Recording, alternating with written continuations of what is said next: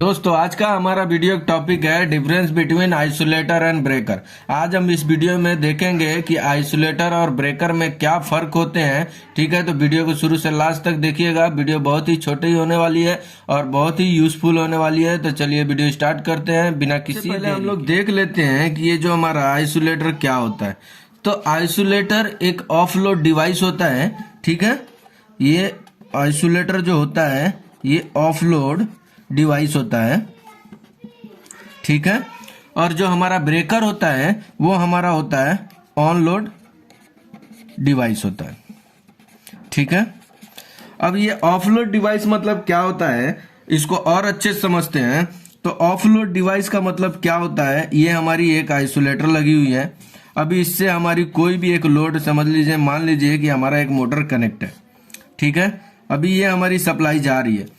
अब उस केस में अगर ये मोटर रनिंग में है और हम लोग आइसोलेटर को अगर बंद करते हैं तो उस केस में क्या होगा, ये जो हमारी आइसोलेटर है वो खराब हो सकती है। इसीलिए हम लोग आइसोलेटर को ऑफलोडी डिवाइस कहते हैं।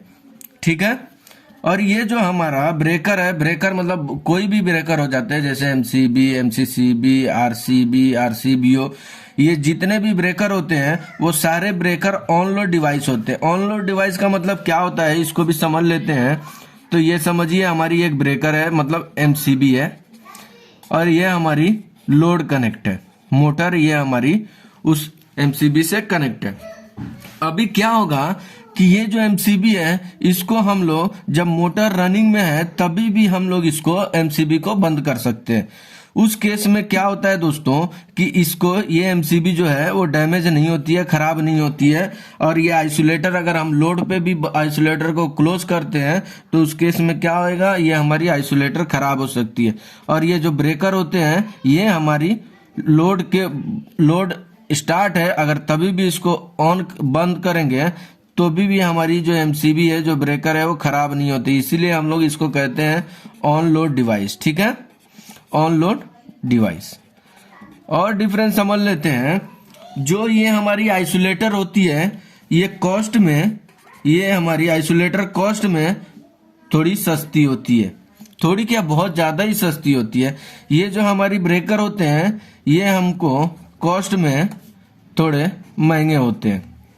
अभी हम लोग एग्जाम्पल के लिए हम लोग समझ लेते हैं कि समझिए हम परचेस करने जा रहे हैं, कोई एमसीबी परचेस करने जा रहे हैं।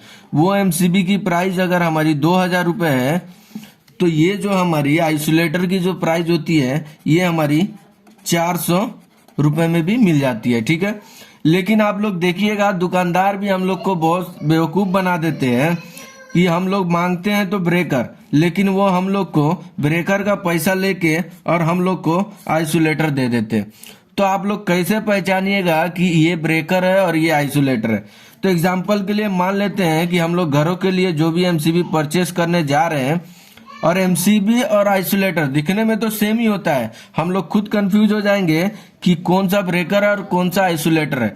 तो जब भी आप लोग दुकानदार से खरीदने जाए कोई भी एमसीबी तो उसमें देखिएगा एमसीबी में कुछ इस प्रकार के सिंबल बने होते हैं। ठीक है, तो जिस चीज में ये सिंबल होते हैं ये हमारे ब्रेकर होते हैं। ठीक है, और आइसोलेटर में इस टाइप का कोई सिंबल नहीं होता है। इसीलिए हम लोग को दुकानदार बेवकूफ बना के हम लोग का पैसा एमसीबी का ले लेता है और सामान हम लोग को आइसोलेटर का दे देता है। ठीक है, तो आप कंफ्यूज मत होइएगा। जब भी आप ब्रेकर खरीदे तो उसमें देखे कुछ ऐसा ओवरलोड प्रोटेक्शन का सिंबल है कि नहीं। ठीक है, आइसोलेटर क्या होता है दोस्तों, तो आइसोलेटर हम लोग को मैनुअली ऑन और ऑफ करना होता है। ठीक है, और जो हमारा ब्रेकर होता है ये हमारा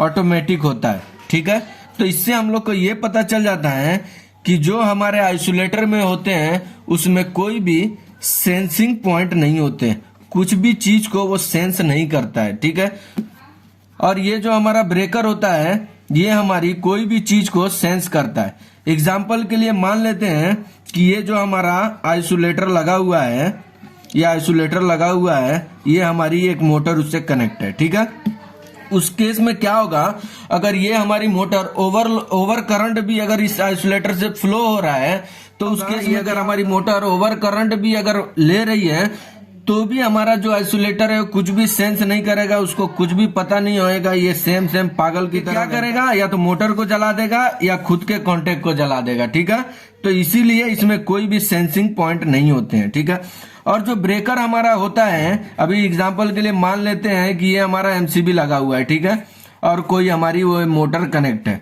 तो मोटर कनेक्ट क्या है, अभी कभी हमारी मोटर ओवर करंट लेने लगती है तो उस केस में क्या होगा, ये जो हमारी ब्रेकर है वो सेंस करके उसको ट्रिप कर देगा, उस मोटर को सेव कर देगा। इसीलिए जो हमारी ब्रेकर होते हैं वो अच्छे होते हैं कंपेयर टू आइसोलेटर के। ठीक है दोस्त, तो आप लोगों ने देखा इस वीडियो में एमसीबी और आइसोलेटर में क्या फर्क होता है। आइसोलेटर का मतलब ही वही होता है जो सर्किट को आइसोलेट कर दे, मतलब ओपन कर दे, उसको हम लोग आइसोलेटर कहते हैं। ठीक है, और आइसोलेटर में हमारा कोई भी सेंसिंग पॉइंट नहीं होता है, वो किसी भी करंट को या ओवरलोड करंट को सेंस नहीं करता है। और जो हमारी ब्रेकर होती है इसमें सेंसिंग पॉइंट होती है।